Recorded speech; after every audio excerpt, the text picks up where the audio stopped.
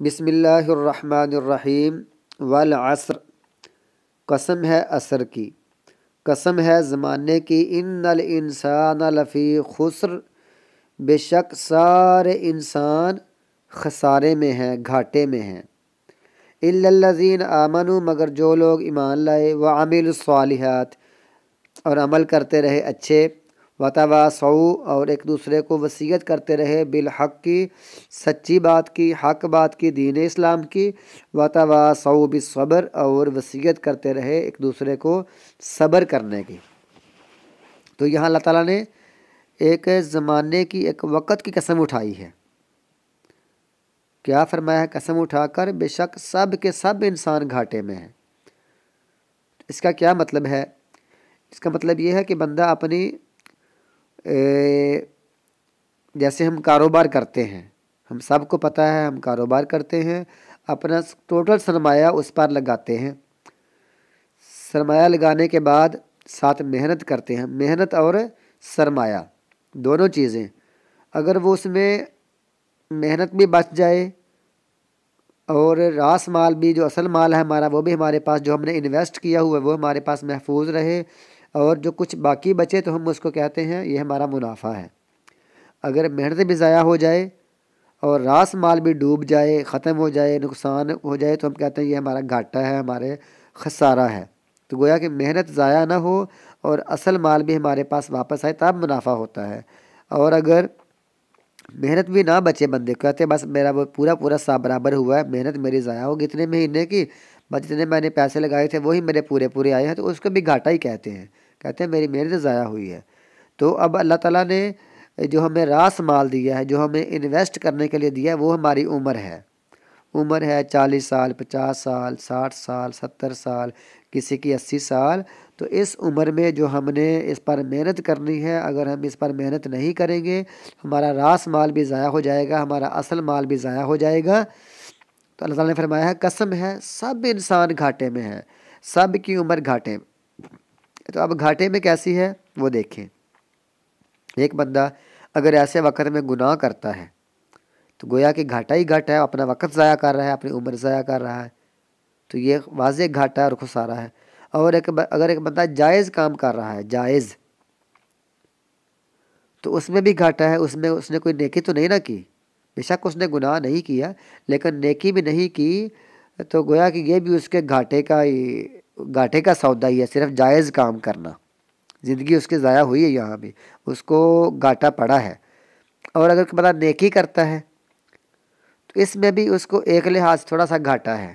وہ گھاٹا کیا ہے، وہ خسارہ کیا ہے؟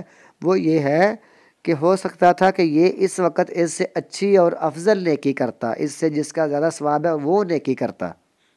نماز پڑھی ہے تو خشوع و خضوع سے پڑھتا، اگر خشوع و خضوع آ گیا ہے تو اور اس میں بڑھتا، گویا کہ ہر نیکی دوسرے سے افضل ہی ہوتی ہے، ہر طریقہ دوسرے سے افضل ہی ہوتا ہے۔ تو جو بندہ جو کام کر رہا ہے وہ یعنی کچھ نہ کچھ اس کو خسارہ ہو رہا ہوتا ہے۔ تو خسارے میں ہیں الا الذین آمنوا، خسارے میں سے صرف یہ لوگ بچ سکتے ہیں جو ایمان لائے۔ تو یہ مطلب جو نیکیاں کرتے ہیں ان کو خسارے میں کمی ہے، ورنہ خسارہ ان کو بھی ہے اتنی زندگی میں۔ یہ لوگ فائدے والے ہیں جن کا ان کو ثواب ملے گا، جو ایمان لائے۔ صرف ایمان کافی نہیں ہے، ایمان کے بعد وہ عامل الصالحات، اچھے عمل کرتے رہے، نیک اعمال کرتے رہے۔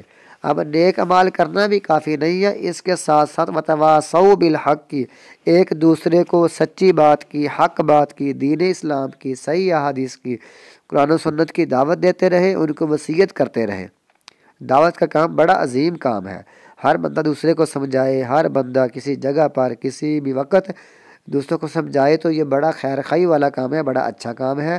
تو یہ بھی ہماری تیسری شرط ہے، ایمان اللہ پر لانا۔ ایمان خود بھی ایک بڑا اچھا عمل ہے، لیکن ساتھ ساتھ باقی اعمال، نماز، روزہ، حج، زکوٰۃ وغیرہ یہ اعمال ہیں۔ اعمال کے ساتھ ساتھ لوگوں کو اس کی نصیحت بھی کرنا، لوگوں سے نصیحت سننا بھی، اور یہ 3 کام کرنے کے بعد ایک کام اور کرنا، وہ ہے وَتَوَاصَوْا بِالصَّبْرِ، ساتھ ساتھ صبر بھی کرنا، ایک دوسرے کو صبر کی وصیت کرنا، کہنا کوئی بات نہیں یار، لوگ باتیں کرتے رہتے ہیں لیکن تم صبر کرو، ڈٹے رہو، اپنے دین پر عمل کرو، لوگوں کو بھی نصیحت کرو، لوگ گالی نکالیں تو کوئی بات نہیں، ہمارا کام ہے دین سمجھانا، لوگوں کا گالیاں نکالنا اور تانے مارنا، تو یہ صبر ہے۔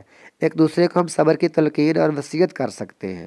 اور صبر پھر 3 طرح کا ہوتا ہے، ایک ہوتا ہے اللہ تعالیٰ کی توحید پر اور دین پر عمل کرنا اور پابندی کرنا، اس کو صبر کہتے ہیں، ڈٹے رہنا، اس کا معنی ڈٹے رہنا، صبر کرنا۔ دوسرا معنی یہ ہے کہ گناہوں سے بچے رہنا، یہ بھی صبر ہے، بدکاری، چوری سے، فحاشی اور عریانی سے، بدعتوں سے اور باقی جو بھی گناہ ہے اس سے بچنا، یہ بھی ہے گناہوں سے بچنے پر صبر کرنا۔ اور تیسرا صبر جس کو ہم صبر مشہور عام طور پر کہتے ہیں کہ لوگوں کی تانوں کی اور لوگوں کی باتیں اور لڑائی جھگڑے میں اپنے اوپر لازم کر لینا کہ میں صبر کروں گا، میں ان کا مقابلہ نہیں کروں گا، میں اللہ کے ہاں اجر کی امید رکھتا ہوں۔ تو اللہ تعالیٰ فرماتے ہیں انما یوفی الصابرون اجرہم بغیر حساب، جو لوگ صبر کرتے ہیں، ڈٹے رہتے ہیں، دین پر ڈٹے رہتے ہیں، گناہوں سے بچنے کے لیے ڈٹے رہتے ہیں اور عام لوگوں کی باتوں پر، ظلم پر صبر کرتے ہیں، تو ان کو ہم جب اجر دیں گے تو بغیر حساب کے دیں گے، بغیر گنتی کے دیں گے، ان کو بڑا اجر ملے گا۔ اللہ تعالیٰ ہمیں بھی اس صورت پر عمل کرنے کی توفیق عطا فرمائے۔